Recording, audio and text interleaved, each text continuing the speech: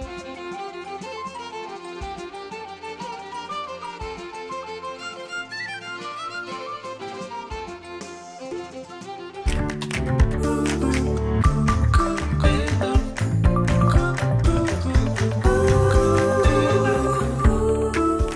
morning, friends. Welcome to After GMS. We are live on the News 2 Facebook page, as we always are on weekdays at 7:45. I'm Megan Maleras alongside Stacy Spivey and Ed Matthews.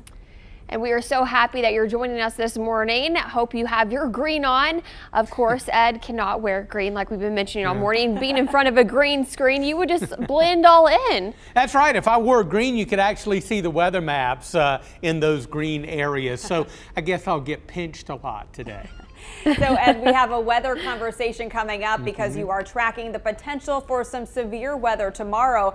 But starting with our forecast right now, it's foggy outside. I can hardly make out our Triad cities on our sky cams. Yeah, low clouds and fog across the area. We're hoping that some of that will burn off as we head through the day for maybe a little sunshine. But let's talk a little more about the severe weather potential tomorrow. Today is going to be quiet. It is Thursday that we'll be watching very, very closely. This is a severe weather outlook for tomorrow. You don't see this very often, but from the Triad to Charlotte and points on to the east, under a moderate risk for severe weather. That is level 4, and much of the rest of the Triad is in the enhanced risk area, which is level 3, and that's the orange area.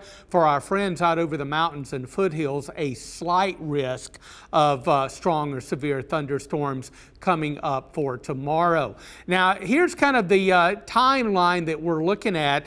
Some rain and maybe a thunderstorm moving in after midnight tonight. I think tomorrow morning during the Good Morning Show, we'll see rain, maybe a little thunder. I don't really expect severe weather tomorrow morning. I think it'll be midday and on through the afternoon when things start to ramp up. We'll have strong and severe storms. The threats are wind damage, just straight line wind damage that we see with regular thunderstorms, but also there is a respectable tornado risk tomorrow.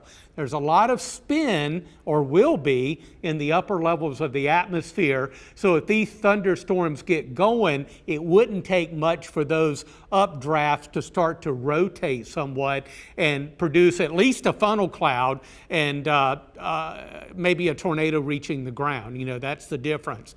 Funnel cloud in the sky, tornado when it's on the ground. And the timeline again, mainly midday and through the afternoon. This is so important. Make sure that you and your family have a game plan and you know what to do if severe weather heads your way anytime tomorrow. That straight line wind damage, that is approaching the high risk category. There will be some hail and again, a respectable risk for tornadoes tomorrow. Flooding is going to be relatively low, but some of those storms may produce some heavy downpours across the area. But today, all quiet. Prepare today. Have that important conversation with your family. Make sure you have a safe place already planned out and you know where to go for the severe weather tomorrow. Friday, quieter, but still kind of wet with a few showers and cooling back into the mid-50s. The weekend right now looking dry. The Davidson County Health Department is adjusting its vaccine clinics in anticipation of this possible severe weather tomorrow. They're actually moving all COVID vaccine clinics indoors. No drive-through options will be open tomorrow in that county. And leaders ask that you do not drive to your appointment if you don't feel safe. They will help you reschedule another appointment. And right now we know that you have a lot of questions about this weather, so we're going to get those answered for you. You can go ahead and weigh in. I know a lot of people already started weighing in and really just wanting to know more, I guess, about the timeline, Ed. I know some people said they have to work tomorrow night.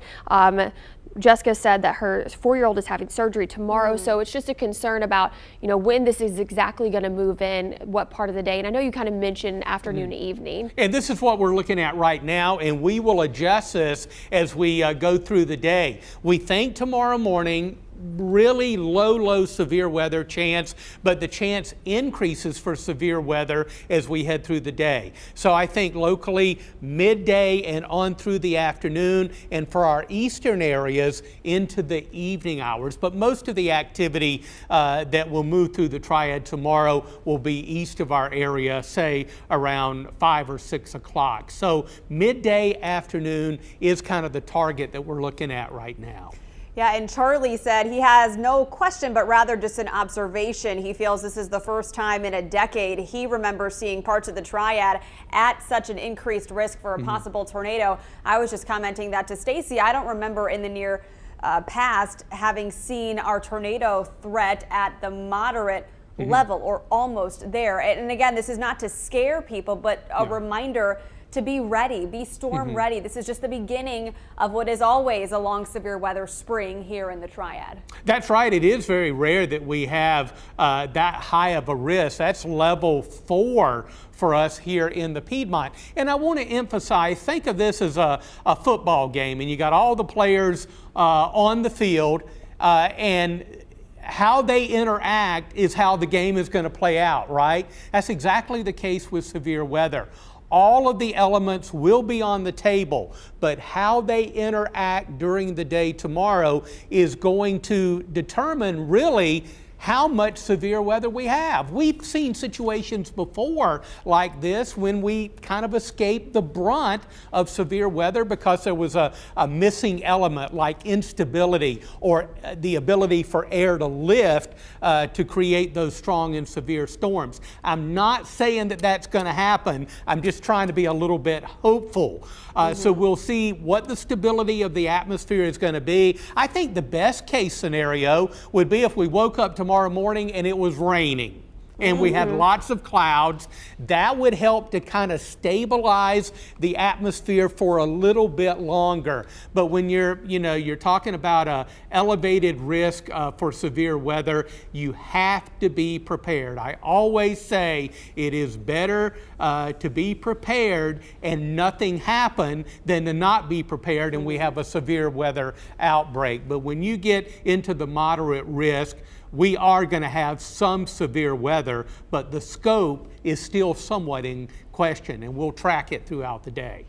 And Ed, I'm curious, I'm assuming that this is that same system that's in Arkansas right now. I know that I was looking at the stations back home and seeing that they are already reporting a possible tornado there. So this is the same system that's moving here, right? Absolutely. Okay. And some areas out that way in the lower Mississippi Valley are in the high risk category for severe weather. That's as high on the severe weather risk scale that you can go. So I think we're going to see a large severe weather and tornado outbreak out over parts of the southern Midwest and the lower Mississippi Valley today, and then all of that energy transfers our way for tomorrow. A couple comments here, Ed, remembering that 2018 tornado that touched down in Greensboro and was deadly. Our Brian said his neighborhood was ripped apart from that, and a lot of areas still trying to recover. We know the community pulled together and rallied behind the people in our community who were in need at that time. And again, just a reminder that these things can happen at any point in the springtime, because I was thinking when you were first forecasting severe weather for this week, wait, it's still March. We're not even in April yet. It's not officially spring until Saturday. Yeah, well, Mother Nature doesn't go by the calendar, as we well know, but usually we ramp up the severe weather possibilities in March and especially April, but even on into May and June. And quite frankly, gang, we can have severe weather any time of the year. More prevalent, of course, in the spring and early summer. But I can't underscore the importance of having a game plan. You got to talk to your family. You got to have that game plan. Designate a safe place in your house or in your basement where you can go if we tell you that threatening weather is headed your way. My family, back in April of 2011, the Sanford-Raleigh tornado, they had a game plan. I helped to put that together over the years when I was growing up. We had a basement. My family went to that basement, and for that quick action, seconds do count. They're still alive. so grateful. You got to have a plan. You Now- got to have a plan. We are pushing for, to have a plan. Ed, what exactly should people be thinking about? I mean, obviously where you should go if there's a tornado warning, right? But what are some other things people need to have ready? Well, that's the number one thing, is knowing where to go to protect yourself, and not, when you hear us talking about there's a tornado headed your way, well, what do? Where are we going to go in the house? Is it going to be the basement? Is it going to be an interior closet without windows and things like that? So I think number one on the list is having a safe place to go in your house. And that's the reason the conversation is so important. You stay there until the threat is over with. Just like my family stayed in the basement, they could hear things outdoors crashing and breaking as that Category 3 tornado moved through my mom's neighborhood back in 2011. It was a very frightening thing, but again, you got to have that safe place to go. And making sure those safe places are accessible, because if you don't have a basement, if your bathrooms have windows, maybe your safest place is a closet in the interior of your house. But if you have that closet full of stuff, coolers, clothes, for example, you're not going to be able to access it very quickly. So again, thinking of these things today so that in the event of severe weather tomorrow, you grab the kids, grab the dogs, whatever you need to do, and get to that safe place as fast as possible. Yeah, definitely. Make sure those areas are clear of debris so you can get there quickly. And again, seconds do make a difference when you are seeking shelter in the event of an approaching tornado, or even just straight line wind damages. I mean, straight line winds can gust up near 100 miles per hour if conditions are right. It doesn't have to be a rotating, funnel cloud or a tornado on the ground. Just strong and damaging winds can blow out windows. I remember in my mom's house, the tornado, which essentially just went over her house and then demolished houses across the street as it touched ground. Glass, it blew all the windows out in my mom's house, all of them blown out. And there were pieces of glass that had been driven into the sheetrock. Oh my gosh. It was incredible. It was incredible. Debris, one of the more dangerous parts of these storms, sometimes worse than the actual tornado or straight line winds themselves, the debris damage and the injuries they can cause. Joe made a good point. Know where your workplace has a safe spot. I know previously, a few years ago, Ed, I think WFMY identified where we would go in the event of a tornado, so I have that knowledge, but it's good to check with your employer, because these things can happen when you're at work, not necessarily just at home. Yeah, absolutely. And certainly we have a game plan here, to seek shelter. And we have these signs that designate areas within the building as safe places to go. So again, I just can't, I know I keep repeating myself, but you've got to talk to your family. You've got to have the conversation. You can't wait until the severe weather breaks and it's actually happening to say, what am I going to do? Right. It's going to be too late then. Yeah. You've got to have that plan and be able to move quickly into that safe area if threatening weather comes your way. Yeah, because those storms move really fast. Very quickly. You can keep asking questions if you'd like to on the feed, but I think we're going to turn to our headlines, right? Yeah, we do have a lot to cover here in our headlines. Select members of Group 4 can start getting COVID vaccines today. This category includes people ages 16 to 64 with high-risk medical conditions and people living in close group settings like jails and homeless shelters. You'll remember last week Governor Roy Cooper gave the okay to start Group 4 early. The governor credited the state's growing vaccine supply as the reason for the select early start. The essential workers listed under North Carolina's Group 4 might have to wait until April 7th for eligibility. Anyone who wants the vaccine should have access, but there are barriers keeping some people from doing so. WFMY News 2's Denise McMiller shares how Guilford County is working to remove any transportation problems. They're using these buses behind me and other avenues to get folks to their vaccine appointments for free. It's a very useful service that not many people know about that could help us get beyond this pandemic. About 170 people have used this service since it became available in February. Here's how it'll work. If you live in Guilford County and call to make a vaccine appointment, you'll be asked a question about transportation. If you respond yes, you'll be put in contact with the coordinator to secure your ride. If the appointment is made online, you can call 336-641-2561 to schedule an appointment. Appointments must be made by noon the day before the ride is needed. Depending on the person's needs, a ride could meet you at your doorstep. We're looking for the most efficient mode of transportation. So if that's one of our buses or vans taken to meet them at their door, if there's a wheelchair accessibility issue, then we can do that. If the person is on a bus line and can access the bus, we will provide bus passes. It could also be one of the local agency partners that we're working with as well that could also be providing transportation.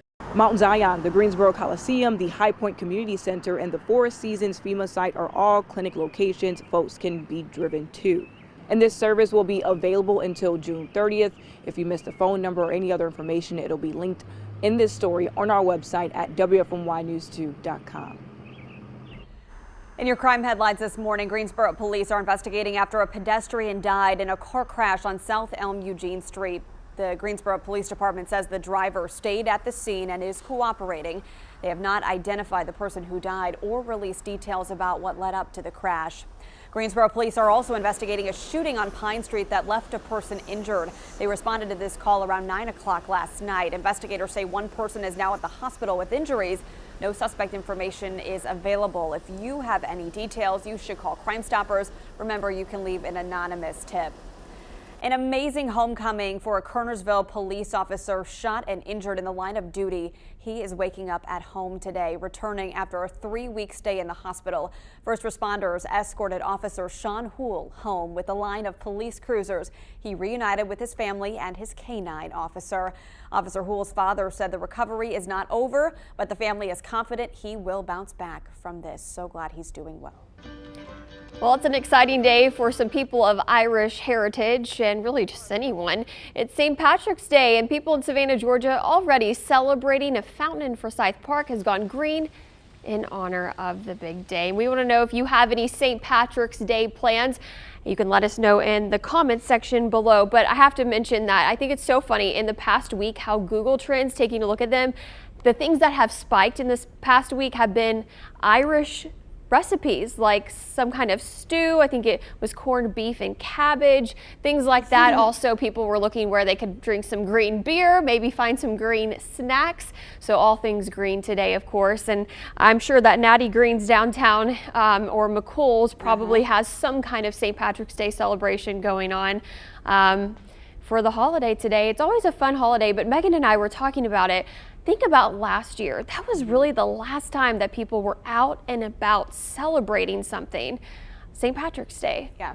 I think that's why this holiday really resonates with a lot of people because, like you said, it is the last time people remember going out with their friends right before states imposed restrictions, which in North Carolina happened that very week when restaurants started closing. People were in just this state of uncertainty. We still didn't know a whole lot about how this virus was spreading. Was it by touching surfaces with COVID? Was it by mouth particles? And so obviously we've come a long way in our awareness about the virus since then.